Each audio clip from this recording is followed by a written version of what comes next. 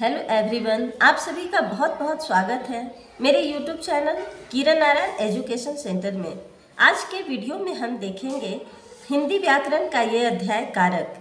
आज कारक के विषय में हम देखेंगे और समझेंगे, उसके बारे में विस्तार पूर्वक अध्ययन करेंगे। सबसे पहले देखते हैं कारक की परिभाषा। वाक्य में क्रिया से संबंध रखने वाले विकारी शब्द कारक कहलाते हैं। कारकों के चिन्ह विभक्ति या परसर्ग कहलाते हैं, अथवा कारक वे व्याकरणीय इकाई हैं जो वाक्य में संज्ञा और सर्वनाम पदों का संबंध क्रिया के साथ बतलाते हैं। या फिर कारक को इस तरह से भी समझेंगे कि संज्ञा या सर्वनाम के जिस रूप से उसका संबंध क्रिया के साथ माना जाता है उसे कारक कहते हैं। नीचे दिए गए वाक्यों को ध्यानपूर्वक पढ़िए और इसे समझने की कोशिश करें। पहला वाक्य है, श्री राम ने पिता की आज्ञा का पालन किया। दूसरा वाक्य है, पंचवटी में लक्ष्मण ने पर्ण कुटीर तैयार की। तीसरा वाक्य है, रावण ने सीता जी का हरण किया। चौथा वाक्य है, जटायु ने सीता जी को छुड़ाने के लिए रावण से संघर्ष किया। पांचवा वाक्य है, श्री राम ने युद्ध भूमि में रावण को मार डाला। बच्चों, ऊपर 5 वाक्य दिए गए हैं, उनमें से क्रमशः ने, की, का, में, के लिए, से और को आदि ऐसे विशेष चिन्ह लगे हैं जिनके कारण वाक्यों के स्वरूप में भिन्नता आ गई है। ये चिन्ह परसर्ग या विभक्ति कहलाते हैं। अब देखते हैं हम कि कारक के कितने भेद होते हैं। कारक के कुल 8 भेद होते हैं। सबसे पहले एक एक करके हम कारक का नाम, उसकी पहचान और विभक्ति को देखेंगे। अब देखते हैं पहले कारक का नाम।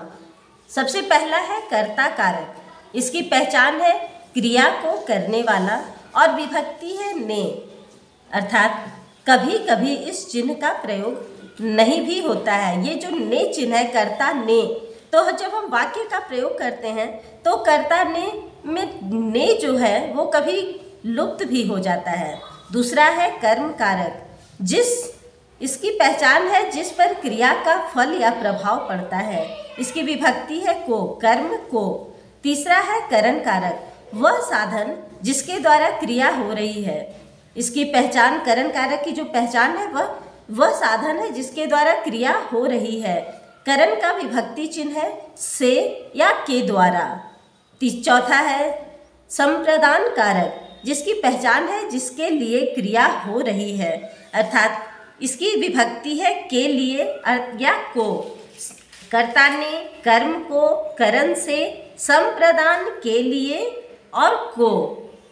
पांचवा कारक है आपादान कारक। इसकी पहचान है अलग होने का भाव या इसकी विभक्ति है से, जो कि अलग होने का पता चलाता है। छठा है अधिकरण कारक, जिसकी विभक्ति है पहचान है क्रिया का आधार या स्थान। जिस स्थान पर या जिस आधार से क्रिया हो रही है वो अधिकरण कारक में आता है। इसकी विभक्ति है में, पर। सातवां है संबंध कारक। इसकी पहचान अन्य पदों, क्रिया से अलग से संबंध बताने वाला होता है। इसकी पहचान विभक्ति है का, के, की, रा, रे, री। उसी तरह आठवां कारक है संबोधन कारक, जिसकी पहचान है जिससे संज्ञा को संबोधित किया जाए। इसकी विभक्ति है हे, हो, रे, अरे। तो यहाँ 8 कारक हैं। 8 की विभक्ति चिन्ह एक बार फिर से हम देखेंगे। कर्ता ने कर्म को करण से, संप्रदान के लिए आपादान से, अधिकरण में पर, संबंध का, के, की, रा, रे, री, संबोधन हे, हो, रे, अरे। अब हम इन 8 विभक्तियों को एक एक कारक करके विस्तार पूर्वक देखेंगे। सबसे पहला देखेंगे कर्ता कारक।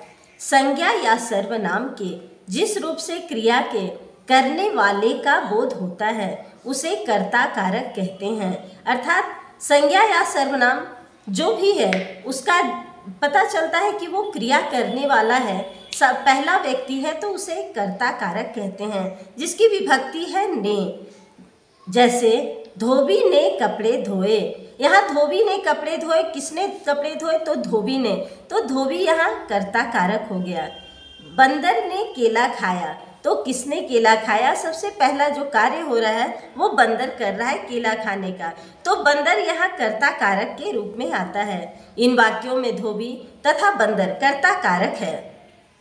दूसरा है कर्म कारक। वाक्य में जिस भी संज्ञा या सर्वनाम शब्द पर क्रिया का प्रभाव पड़ता है वह कर्म कारक कहलाता है। अर्थात जिस संज्ञा या सर्वनाम का फल या प्रभाव क्रिया पर पड़ रहा हो उसे कर्म कारक कहते हैं। इसकी विभक्ति चिन्ह को है। अर्थात जैसे पिताजी अखबार पढ़ते हैं, यहाँ को विभक्ति इस वाक्य में लुप्त हो चुकी है। पिताजी अखबार को पढ़ते हैं, जिसमें को छुप चुका है, तो पिताजी अखबार पढ़ते हैं।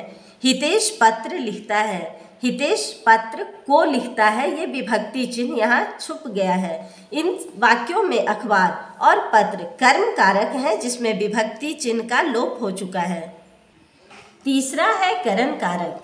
क्रिया के करने का साधन करण कारक कहलाता है।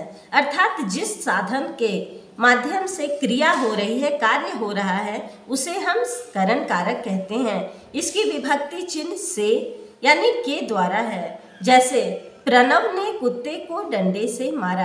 यहाँ ध्यान देना होगा कि प्रणव क्या कार्य कर रहा है? मारने का कार्य कर रहा है कुत्ते को। तो किस साधन से मार रहा है? डंडे से मार रहा है, तो डंडा यहाँ करण कारक का उदाहरण हो जाता है। रवीना ने पेंसिल से चित्र बनाया। रवीना ने क्या कार्य किया? चित्र बनाने का। तो किस माध्यम से चित्र बनाया? पेंसिल से। तो यहाँ पेंसिल जो है वो कर्म करने का माध्यम बन गया, अर्थात पेंसिल करण कारक है। इन वाक्यों में डंडे और पेंसिल करण कारक के अंतर्गत आते हैं। चौथा है संप्रदान कारक। कर्ता जिसके लिए कुछ कार्य करता है उसे प्रकट करने वाला शब्द संप्रदान कारक कहलाता है। इसकी विभक्ति को और के लिए है।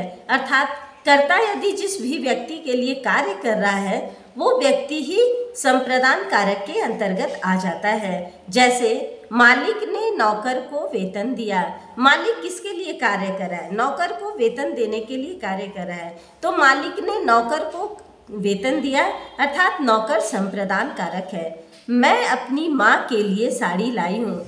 मैं किसके लिए साड़ी लाई हूँ? तो माँ के लिए, अर्थात माँ यहाँ संप्रदान कारक के अंतर्गत आ गया। इन वाक्यों में नौकर तथा माँ संप्रदान कारक है। पांचवा है आपादान कारक। संज्ञा या सर्वनाम के जिस रूप से एक का दूसरे से अलग होना, तुलना करना, डरना आदि के भाव प्रकट होते हैं उसे आपादान कारक कहते हैं। या अर्थात संज्ञा या सर्वनाम जिस कार्य से अलग हो रहे हैं या एक दूसरे से तुलना हो रहा है या डर रहे हैं, तो वैसे भाव को प्रकट करने वाला शब्द आपादान कारक कहलाता है। इसकी विभक्ति चिन्ह है से, या अर्थात अलग होना। जैसे नदियाँ पहाड़ों से निकलती है। नदियाँ कहाँ से निकलती है? पहाड़ों से निकलती है, मतलब पहाड़ों से नदियाँ निकलकर पहाड़ से अलग हो रही है, तो यहाँ अलग होने का भाव उत्पन्न होता है, तब पहाड़ों आपादान कारक के अंतर्गत है। शालिनी अपने पिताजी से डरती है। शालिनी किससे डरती है? पिताजी से डरती है, यानी पिताजी से उसके अलग होने का भाव प्रकट हो रहा है, अतः पिताजी यहाँ आपादान कारक के अंतर्गत है। इन वाक्यों में पहाड़ों व पिताजी आपादान कारक है। छठा है संबंध कारक। एक संज्ञा या सर्वनाम का किसी दूसरी संज्ञा या सर्वनाम से संबंध बताने वाला रूप संबंध कारक कहलाता है। अर्थात एक संज्ञा का दूसरे संज्ञा से या एक सर्वनाम का दूसरे सर्वनाम से जब संबंध जुड़ता है तो जो जोड़ने वाला शब्द है वही शब्द संबंध कारक कहलाता है, जिसकी विभक्ति चिन्ह है का, के, की, रा, रे, री। ये जैसे ये किताब अनुज की है। यहाँ ये किताब एक संज्ञा है और अनुज दूसरी संज्ञा शब्द है। इनके बीच में संबंध की से है, अतः की संबंध कारक है। दूसरा उदाहरण है मुझे तेरी छतरी चाहिए। यहाँ मुझे सर्वनाम व छतरी संज्ञा है। इनके बीच में संबंध तेरी से है। मुझे तेरी छतरी चाहिए, तो यहाँ संबंध जो जोड़ रहा है वो मेरी और छतरी में जो संबंध जोड़ रहा है वह तेरी है, अर्थात तेरी संबंध कारक कहलाता है। सातवां है अधिकरण कारक।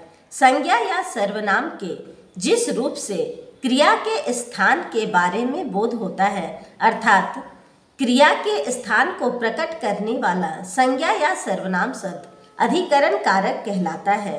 जैसे इसकी विभक्ति चिन्ह से और पर है, में पर है।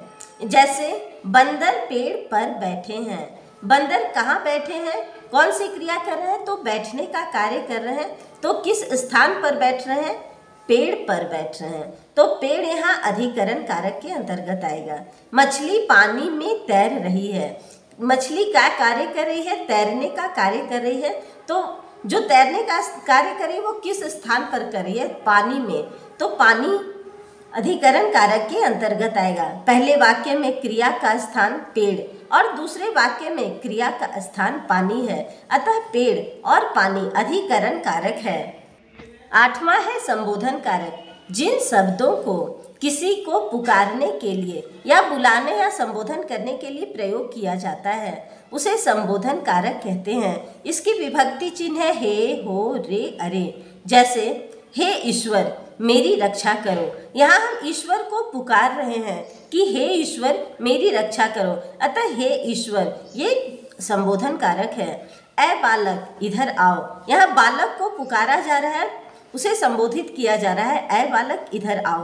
पहले वाक्य में ईश्वर को हे से संबोधित तथा बालक को ऐ से संबोधित किया गया है, अतः हे और ऐ संबोधन कारक के अंतर्गत आते हैं।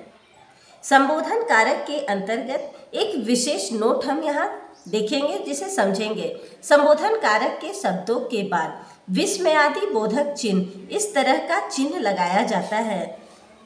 हे प्रभु मेरी रक्षा करो। हे प्रभु के बाद ये विस्मयादि बोधक का चिन्ह लगाया जाता है, अतः यहाँ ध्यान रखेंगे कि संबोधन कारक में विस्मयादि बोधक के चिन्ह को प्रकाश में डाला जाता है। तो इस तरह से हमारा ये वीडियो आज का कारक का रूप यहीं समाप्त होता है और आगे के वीडियो में हम देखेंगे कि विभक्तियों की प्रायोगिक विशेषताएं, कारक की जितनी भी विभक्तियां उनकी विशेषताएं क्या हैं, इसको नेक्स्ट वीडियो में समझेंगे।